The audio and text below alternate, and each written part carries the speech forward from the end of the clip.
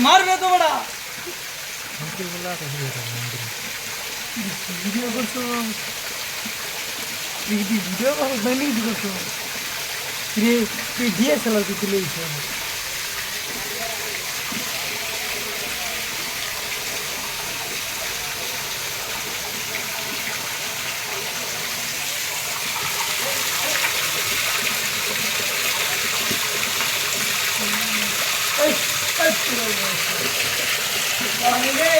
तू तो आज भी लेके आ रहे हो